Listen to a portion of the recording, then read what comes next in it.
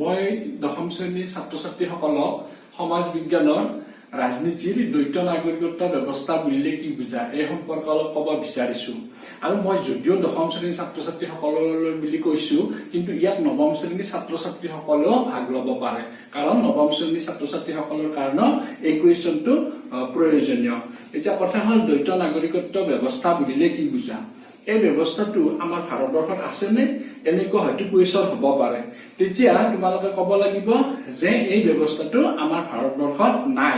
এই দ্বৈত নাগৰিকত্ব ব্যৱস্থাটো অকল আমেৰিকা যুক্তৰাষ্ট্ৰতহে আছে। এতিয়া আমেৰিকা যুক্তৰাষ্ট্ৰত কিয় আছে, আমাৰ ভাৰতবৰ্ষত কিয় নাই, সেই সম্পৰ্কে মই তোমালোকক অলপ বুজাই কম আৰু তোমালোকে ভালদৰে শুনি যাবা। এতিয়া চাবা, মই ধৰি ললো এইখন আমেৰিকা যুক্তৰাষ্ট্ৰ। এতিয়া আমেৰিকাত জন্মগ্ৰহণ কৰা এজন ব্যক্তিয়ে সমগ্ৰ আমেৰিকা যুক্তৰাষ্ট্ৰৰে নাগৰিক। তেওঁ সমগ্ৰ দেশখনৰ বাবে নাগৰিকত্ব লাভ কৰিব পাৰে, গতিকে তেওঁ সমগ্ৰ আমেৰিকা যুক্তৰাষ্ট্ৰৰ নাগৰিক।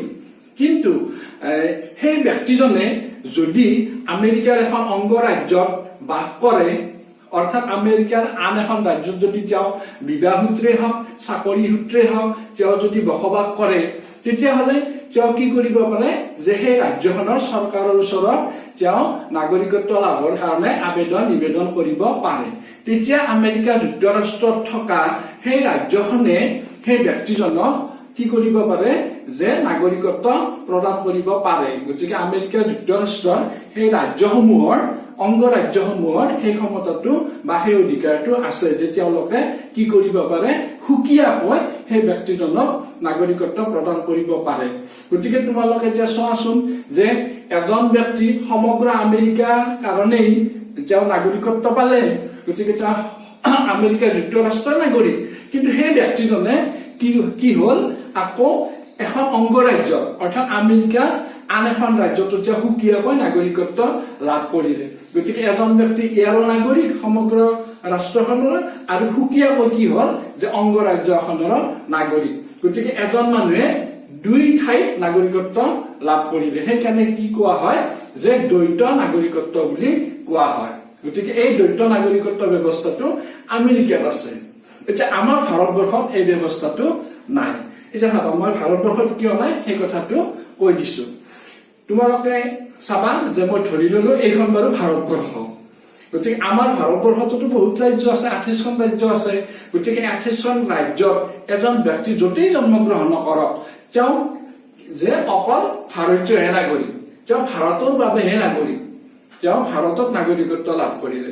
কিন্তু তেওঁ যদি সেই ব্যক্তিজনে যদি মই ধৰি ললো যে তেওঁ অসমত বাস কৰে, তেওঁ যদি অসম চৰকাৰৰ ওচৰত তেওঁ সুকীয়াকৈ নাগৰিকত্ব লাভ কৰিব বিচাৰে বা নিবেদন কৰে অসম চৰকাৰৰ ওচৰত, তেতিয়া অসম চৰকাৰে তেওঁ সুকীয়াকৈ যে কি কৰিব নোৱাৰে, যে নাগৰিকত্ব প্ৰদান কৰিব নোৱাৰে। সেই ক্ষমতাটো আমাৰ ভাৰতবৰ্ষৰ ৰাজ্যসমূহৰ নাই বা ৰাজ্য চৰকাৰৰ নাই। অকল সেই ক্ষমতাটো আমেৰিকা যুক্তৰাষ্ট্ৰৰে আছে। আমেৰিকা যুক্তৰাষ্ট্ৰৰ ৰাজ্যবিলাকৰ তেনেকুৱা নিজে নিজে ক্ষমতা আছে, সুকীয়াকৈ নাগৰিকত্ব প্ৰদান কৰাৰ ক্ষমতাটো আছে। গতিকে আমেৰিকাত এই দ্বৈত নাগৰিকত্ব ব্যৱস্থাটো আছে, আৰু আমাৰ ভাৰতবৰ্ষত একক নাগৰিকত্ব ব্যৱস্থাহে আছে। গতিকে মই তোমালোক এইখিনি কলো, তোমালোকে এই কথাখিনি ভালদৰে মনত ৰাখিবা। গতিকে মই আজি ইমানতে সামৰণি মাৰিলো। ধন্যবাদ।